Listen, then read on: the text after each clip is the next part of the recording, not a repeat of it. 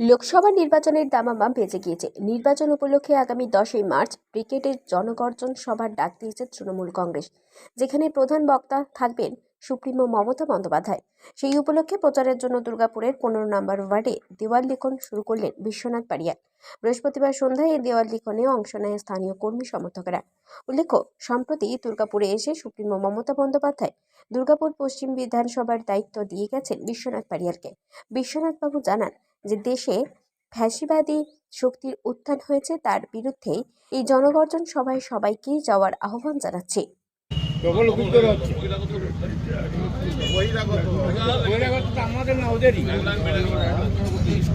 আগামী 10ই মার্চ আমাদের দলের সর্বভারতীয় সভানেত্রী শ্রীমতী মমতা বন্দ্যোপাধ্যায়ের ডাকে এবং দলের সর্বভারতীয় সাধারণ সম্পাদক শ্রী অভিষেক বন্দ্যোপাধ্যায়ের নেতৃত্বে ব্রিগেডে যে জনগর্জন সভা হবে, সেই সভার উদ্দেশ্যে আমরা এখানে 15 নম্বর ওয়ার্ডের যারা তৃণমূল কংগ্রেসের কর্মী এবং সমর্থক তারা সকলেই ঐক্যবদ্ধভাবে এখানে হচ্ছে যে দেয়াল লিখন শুরু করবে মানুষকে সচেতন করার জন্য, এবং আগামী 10ই মার্চ ব্রিগেডের জনসভায় যাতে স্বতঃস্ফূর্তভাবে সামিল হয়ে বিজেপির মতো যে সাম্প্রদায়িক শক্তি, ফ্যাসিবাদী শক্তি ভারতবর্ষের মাটিতে মাথা তুলে দাঁড়াবার চেষ্টা করছে, যারা কখনো ধর্মের নামে, কখনো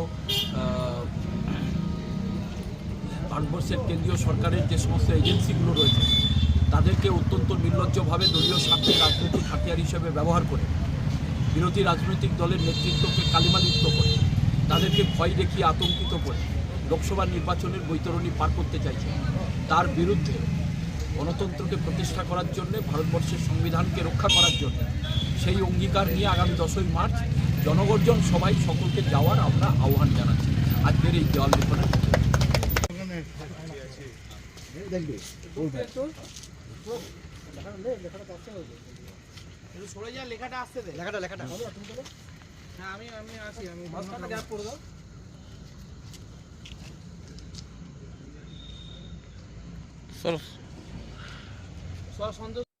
দুর্গাপুর থেকে কৌশিক বাসুর রিপোর্ট, 99 নিউজ বাংলা।